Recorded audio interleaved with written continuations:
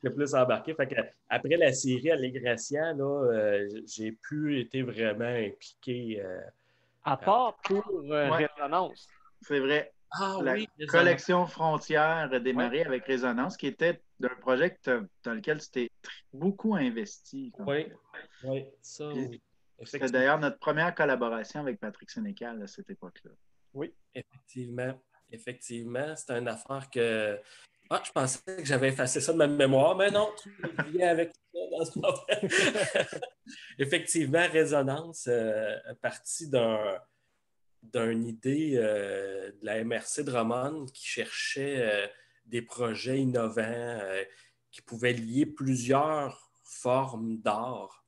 Puis souvent, toutes les entreprises ou les projets qui étaient soumis dans ces concours-là, c'était des projets d'art visuel, là, donc exposition de photos avec un petit poème au côté, exposition de tableaux. Tu sais, souvent, ces projets-là, c'est des concours, puis là, ils prennent ce qui touche le plus grand monde possible. Puis moi, je suis arrivé avec le projet, je disais, je ferais un recueil de nouvelles sur chacune dont l'action va se passer dans chacune des municipalités de la MRC, avec des auteurs différents de chacune des municipalités.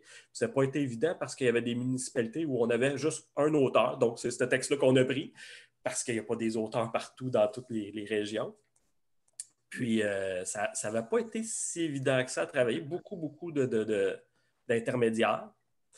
Mais effectivement, c'est un projet, je pense, qui a été aussi bien, pas structuré, mais bien amené, qui a fait du bien aussi au CESBRUM euh, dans ce qu'il peut faire dans les choix de diversité que les CESBRUM peuvent aller.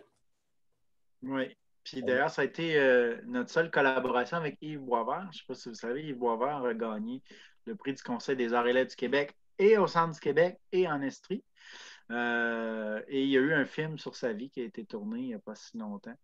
Donc, un film de Yann, je ne me rappelle pas le nom du réalisateur, mais en tout cas, je vais finir par le voir un jour. Mais c'est fou, mais des fois, on a des textes d'auteurs qu'on ne s'imagine pas. On a eu un texte de Régent Côté, qui est un auteur aussi qui est bien réputé. Tout ça. Donc, on a eu des très bons textes. Là.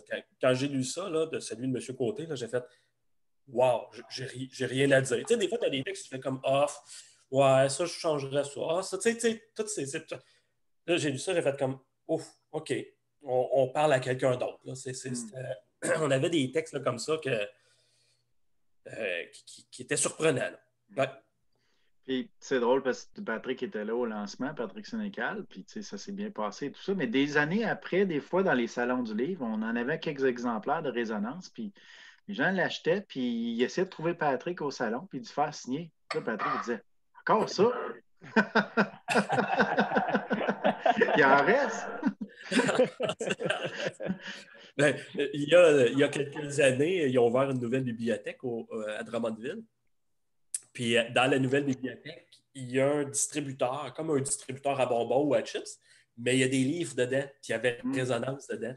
OK. Ouais, parce que la MRC avait acheté des livres aussi. Là, donc, Ouais. dans cet accord-là ou dans ce processus-là, la MRC achetait des livres aussi pour pouvoir diffuser la culture d'ici. Là. Puis il y en a une distributrice de la bibliothèque. J'avais envoyé les derniers exemplaires qui nous restaient d'ailleurs à la MRC. OK. On avait fini ça comme ça. Puis ce résonance-là, ce projet-là a lancé la collection Frontières, qui a fait des petits, dont Mathieu Fortin avec la MRC Nicolas Yamaska, qui cette fois-là, c'était un projet. Il y a eu une bourse pour ça, une bourse du Conseil des arts et lettres du Québec, le programme territorial. Et c'est vraiment associé avec la MRC Nicolas Yamaska, avec les archives, il a vraiment travaillé pour bien s'intégrer à son territoire d'accueil, parce que lui, il venait de la TUC à l'origine. Puis Enraciné, ça s'appelle. Ça a été un recueil de nouvelles de Mathieu Fortin, mais dans lequel il a creusé les légendes ou les histoires, le passé. Donc, Résonance a mené à cette collection-là qui aujourd'hui fait des petits et continue d'exister. On a couvert, bien sûr, la MRC de Drummond, la MRC Nicolas Yamaska. Par la suite, 4 MRC dans la Mauricie. Oui. Et donc, il y a eu l'Estrie avec À l'Est de l'Apocalypse aussi.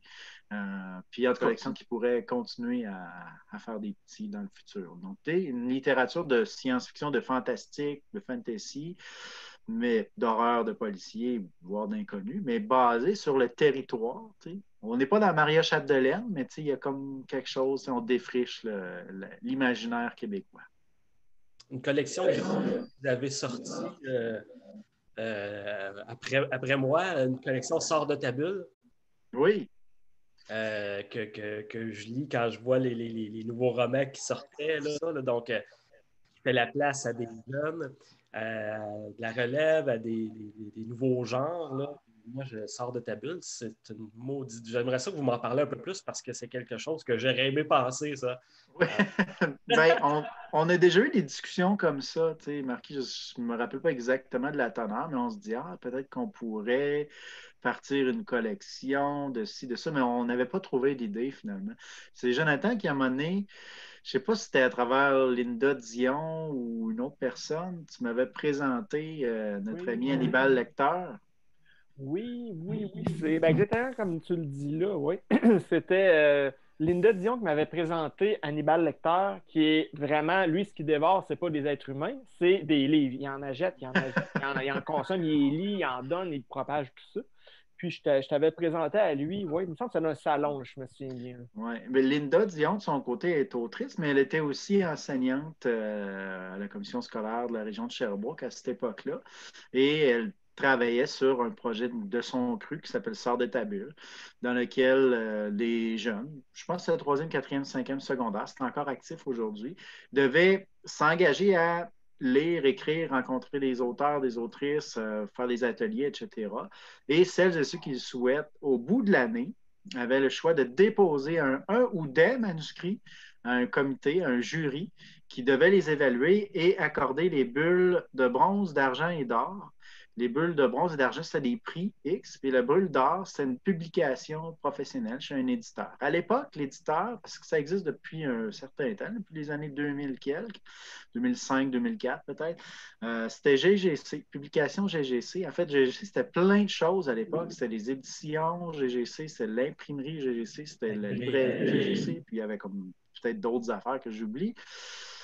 Puis, les éditions, ben, tu sais, c'était pas nécessairement un gros, moi je pourrais dire un gros projet. La librairie, c'est pas mal plus gros que les éditions, mais puis ils publiaient des gens de l'Estrie. Je ne pourrais pas dire c'était quoi, d'où venaient les choix et tout ça, mais la collection Sort de ta bulle, il y avait un lien avec la commission scolaire. Puis éventuellement, là, je ne veux pas inventer d'histoire et tout ça, mais éventuellement, la direction chez GGC a décidé de fermer toutes les entreprises parallèles à la biblairie, finalement, et donc les éditions avec. Puis c'est à ce moment-là que Linda Dion a parlé avec Hannibal Lecter, puis ils sont venus voir les 6 Brumes. Pourquoi? Je ne me rappelle pas. Est-ce que tu avais une relation particulière avec Linda Dion au niveau de l'édition où elle t'avait croisé au Salon du Livre? Ou je ne sais pas. J'ai l'impression que je ne la connaissais pas tant que ça à l'époque. Puis, que c'est devenu vraiment une amie par la force des choses. Ben, j'ai l'impression qu'elle me connaissait parce que j'avais fait quelques rencontres scolaires dans le temps de Nocturne en 2005. Okay. Après, je recroisais dans les salons aussi, ça, mais je n'avais jamais pensé qu'on collaborerait à un moment donné avec elle d'une quelconque façon. Ça restait comme une amie autrice. Puis, mais oui, c'est ça. Puis, c'est vraiment toi qui vas de l'avant avec cette collection-là, Guillaume.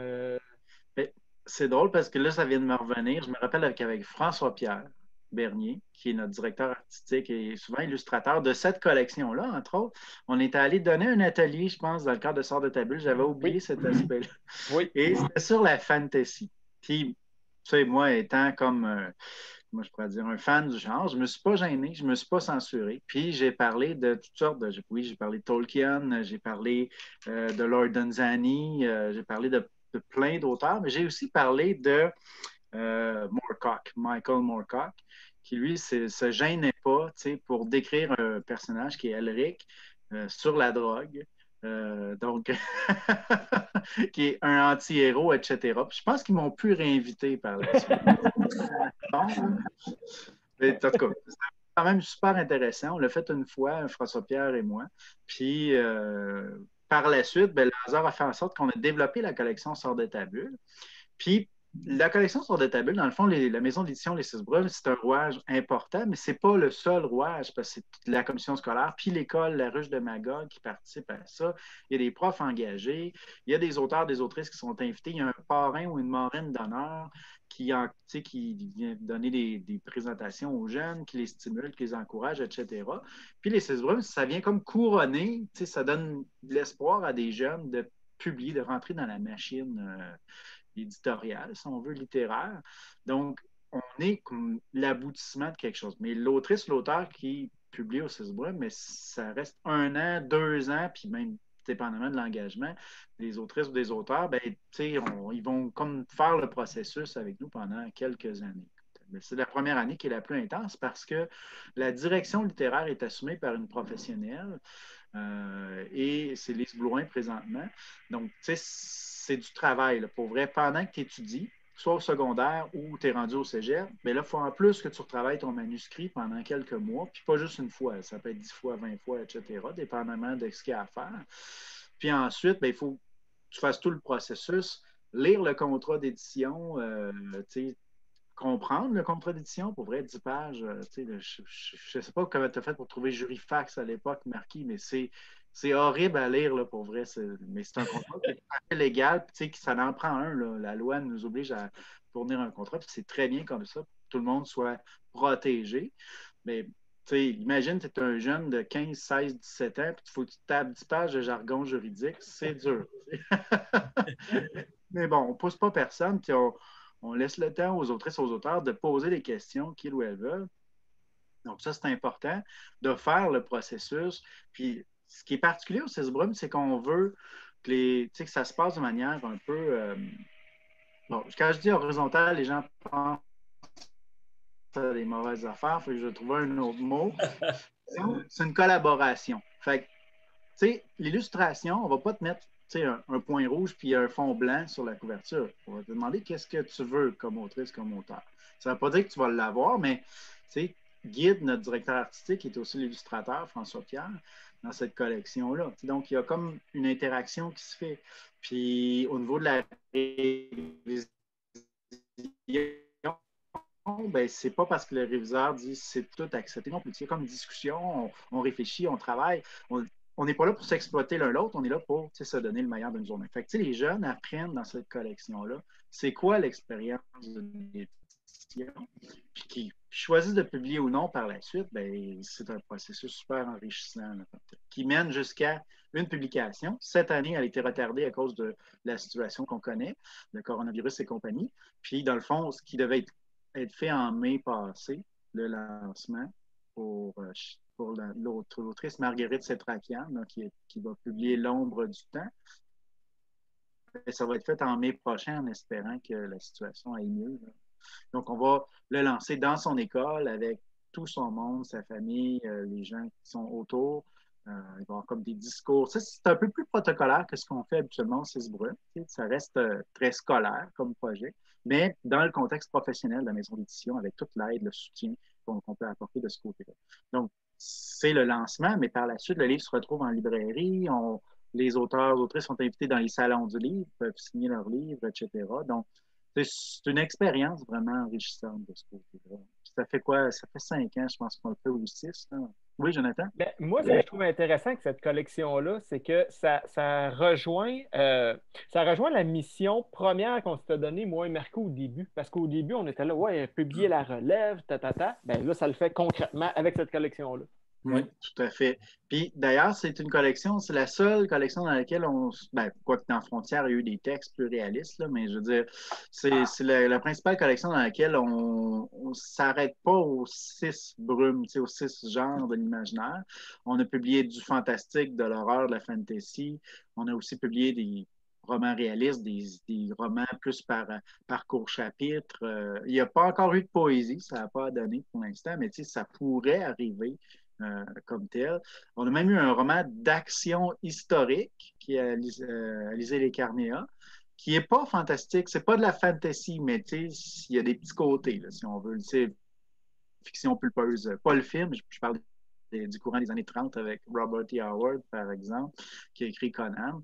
Mais, ça rappelle un peu cette fiction-là qui était très historique avec des Romains puis des espèces de faux Moyen-Âge, là, si on veut. Donc, il y a de tout dans cette collection-là. Ça va vraiment à quel texte est le meilleur. Ça, c'est le jury qui décide. On envoie une autrice ou un auteur au jury. Puis moi, j'ai rien à voir là-dedans. Toi non plus, Jonathan. C'est vraiment le jury qui décide. Puis on regarde ce qu'on fait. Guillaume, quand tu as dit qu'il n'y a pas d'exploitation là-dedans, parce que souvent, on voyait des auteurs dans les salons du livre. Il y avait des auteurs qui venaient nous voir, puis là, il y avait comme une paranoïa, tout ça, parce qu'eux autres, ils pensaient qu'en donnant leur manuscrit, nous autres, on partirait avec, on le publierait sans le dire, puis qu'on ferait beaucoup d'argent avec, puis tout ça, comme Harry Potter, là, puis tu sais. Non, c'est pas ça, la vraie vie. On partira pas avec votre manuscrit. Faire de l'argent comme Harry Potter, là. C'était, beaucoup, ils arrivaient comme ça, là, avec la peur de dire, là, c'est mon œuvre, là, puis c'est incroyable, c'est ce qu'il y a de meilleur au monde, mais c'est sûr que ça nous touchait parce que c'était eux, c'est leur création, mais on ne prendra pas, on ne partira pas avec, puis faire de la... Premièrement, c'est pas le but, puis deuxièmement, c'est pas ça qui se produit dans la vraie vie non plus. Je vais en profiter pour rebondir sur ce que tu dis, Marquis, parce que c'est super important. Tu sais, à quelque part, les auteurs qui ont du succès, c'est parce qu'ils ont des éditeurs qui ont les moyens. Tu sais, j'ai dit à David Goudreau, publie pas chez nous. Je veux dire, tu n'es pas dans le principe qu'on veut avoir, puis on ne donnera pas, on t'amènera pas où tu veux. Puis il a publié chez Stanké qui avait pas mal plus les moyens que chez nous, puis ça a été un succès, la trilogie de la Bête et compagnie. Là.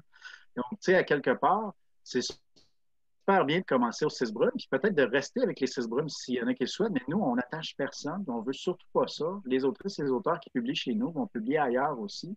Et on est super fiers quand Marie-Angelina a publié chez Alire, bon, Jonathan aussi, d'autres vont publier, là, c'est chez ADA présentement, qui est comme dans le haut de la ligue. Ça peut être chez des éditeurs spécialisés pour la jeunesse. C'est notre but aussi, à l'origine, il y a 20 ans, là, Jonathan, de dire on publie quelqu'un pour y garnir son CV, pour qu'il puisse aller plus loin et plus haut. On a même comme un tremplin. Là.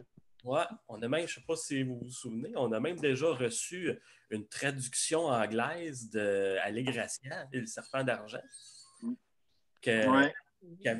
Que la version française avait cheminé, puis un Américain avait mis la main dessus, il l'avait traduit, on avait reçu, là, j'avais laissé toutes ces démarches-là à Dominique, là, mais en tant que tel, ça avait cheminé aussi, là, puis c'était le but des 6 brumes à l'origine.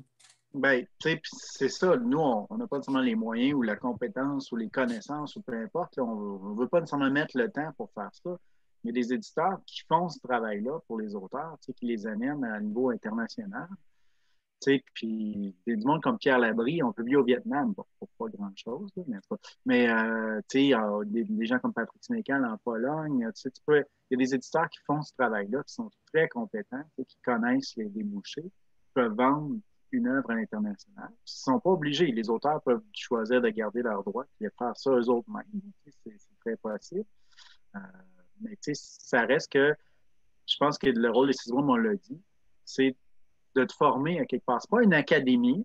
Tu sais, on ne va pas prendre n'importe qui paye des frais. C'est pas ça. On respecte la loi sur le livre. Tu sais. C'est la maison d'édition qui choisit d'investir dans un auteur. Puis après ça, en fait, moi, mon rôle, mon objectif personnel, puis tu sais, Jonathan, tu me diras si tu es d'accord avec ça, mais c'est de former des marathoniennes et des marathoniens, des gens qui vont être là dans 5 ans, qui vont être là dans 10 ans. Ça se peut là, qu'il y en a qui décident de ne pas le faire. Mais je trouve que le défi le plus difficile dans la culture, c'est de durer. Puis on l'a vu encore plus en 2020. Mais quand on publie quelqu'un, on souhaite que cette personne-là soit partout, pendant aussi longtemps que possible, qu'elle puisse comme vraiment donner un coup de main à la littérature. Puis, tu sais, je donne un exemple un peu écarté, mais Raymond Plante, je suis à la courte échelle, bon, il y a un prix à son nom aujourd'hui, mais tu sais, son œuvre a traversé les décennies parce que les gens s'en rappellent encore, tu sais, du Roi de Rien ou de Knock Dog ou, tu sais, toutes ces affaires-là, tu sais. Fait que, tu sais, on souhaiterait que les gens qu'on publie puissent continuer à avoir une influence dans les années et les décennies à venir. C'est un peu l'objectif. Je suis totalement d'accord avec toi, Guillaume, parce que justement, quand on rencontre des nouveaux, disons, au Congrès boréal ou d'un salon, bon, peu importe l'événement, ben, c'est les premières choses que je lui dis. C'est comme, c'est beau, tu as écrit un manuscrit de roman, ta. Présentement, je vais être franc, c'est pas ça qui m'intéresse. Ce qui m'intéresse, c'est de savoir aussi, t'es qui, toi, en tant qu'être humain? Est-ce que tu es prêt, disons, à lire ce qui se fait au Québec?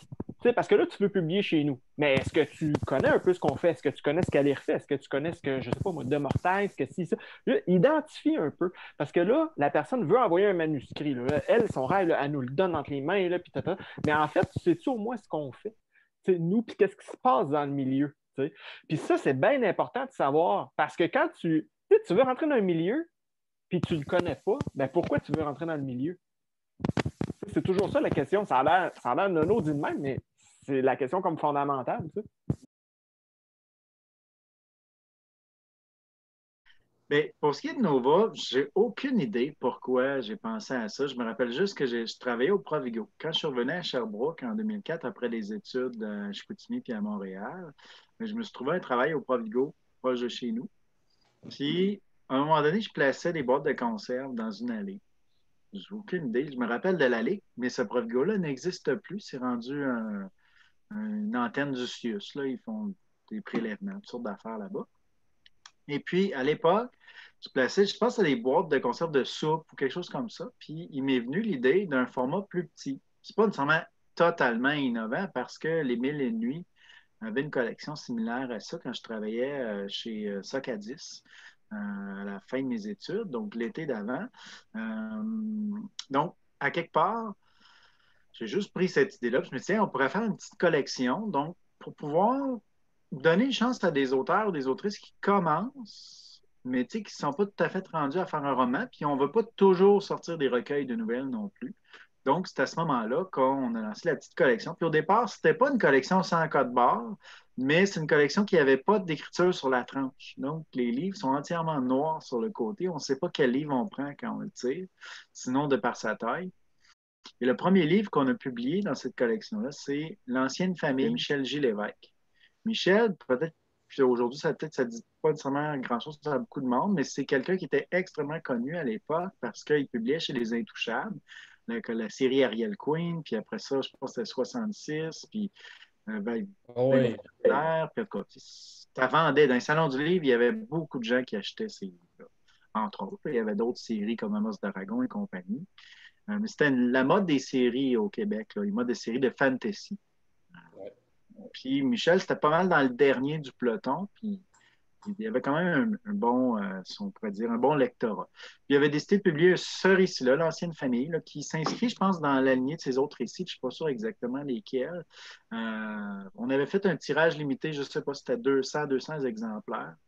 Puis des fois, il y avait des fans finis là, de Michel qui nous disaient « Ah, il vous en reste-tu? On aimerait ça en avoir. Ah, c'est pour ma fille qui est malade. » ou toutes sortes de bonnes raisons comme ça. Mais quand même, nous, on a fait un petit peu, mais on les a toutes passées, puis c'est à peu près introuvable aujourd'hui, ce livre-là. J'en ai derrière moi dans la bibliothèque des Six Brumes. Je garde les archives, mais je suis pas mal certain que c'est super dur de mettre la main là-dessus aujourd'hui.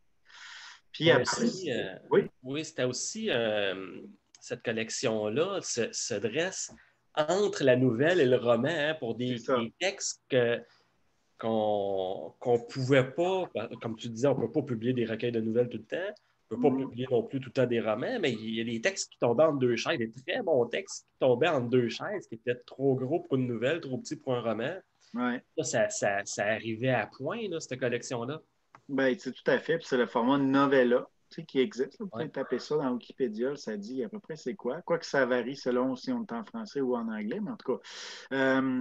Et ben, c'est dans cette collection-là que justement, on a commencé à publier les auteurs. Oui, on avait Mathieu Fortin dans l'Équinoxe, mais on a vraiment lancé son premier succès qui est Le Loup du Sanatorium, la 3e publication. On avait publié Sophie Daba aussi, une auteure européenne, ce qu'on ne fait pas généralement ou très peu, à part dans les recueils de nouvelles. Mais là, c'est ça, on l'avait fait, puis avec Erzébeth Bathory. Mais Le Loup du Sanatorium de Mathieu, avec la légende de McNeil de Jonathan, la première édition, qui est en noir avec un personnage rouge dessus, ça a vraiment comme lancé notre deuxième succès après Allegracia, bon, tu sais, Nocturne aussi. Et là, le Loup du Sanatorium, on en a vendu, je ne sais pas, proche 1000 en l'espace de quelques mois. C'est sûr que c'était des livres à 5 piastres. En salon du livre, c'est facile à vendre. Puis souvent, il y a des jeunes qui n'avaient pas beaucoup d'argent qui décidaient d'essayer ça. C'était une belle carte de visite à ce moment-là. On était dans le bon moment pour l'essayer, si on veut. Puis, par la suite, à part de ces succès-là, on a comme développé, on a continué à signer des auteurs. Carl Rochelot avec l'Aquilon. On avait aussi Dominique qui a fait comme une espèce de dérivé d'Allegracia avec Sintara et le Scarabée de McKeown, donc Dominique Bellavance. Donc, si tu pouvais acheter toute la série Allegracia puis compléter avec Sintara. Mais des fois, il y en a qui achetaient juste Sintara. Je sais pas.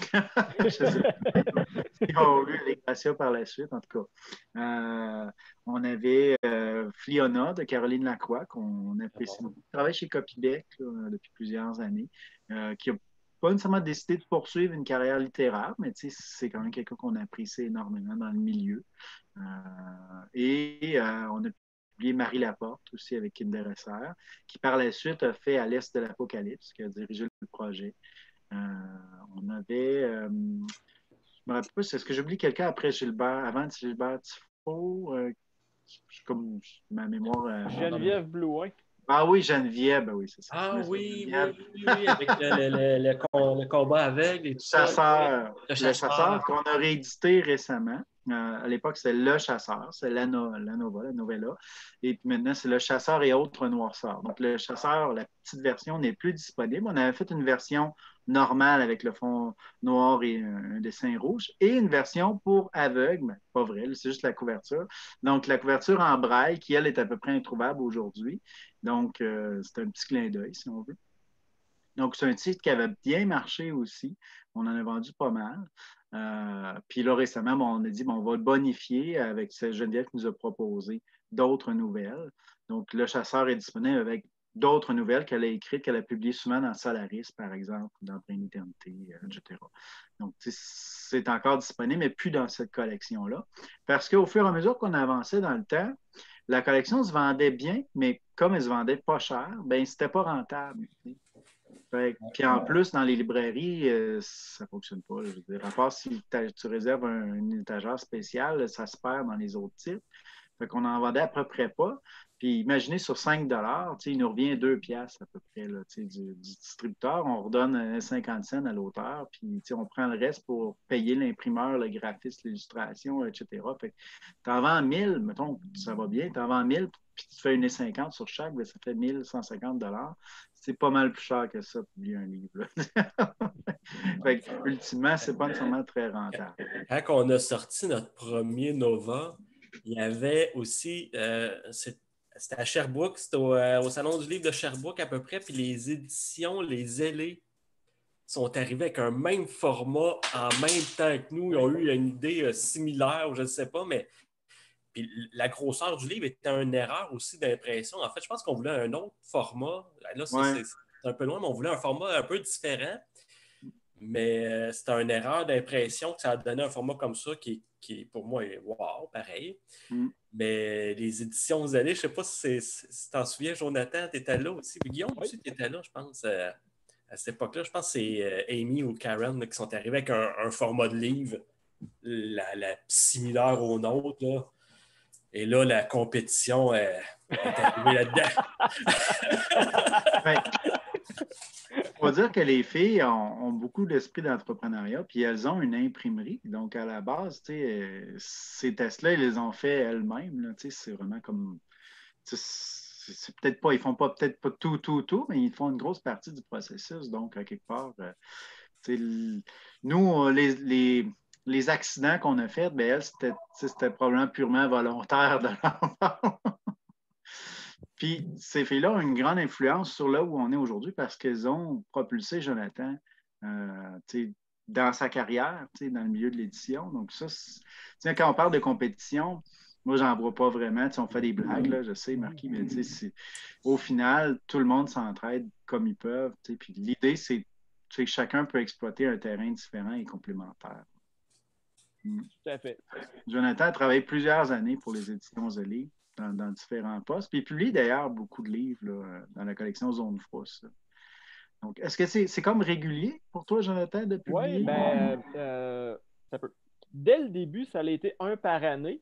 Puis là, depuis un bout de temps, c'est un par 2 ans. Mais c'est ça.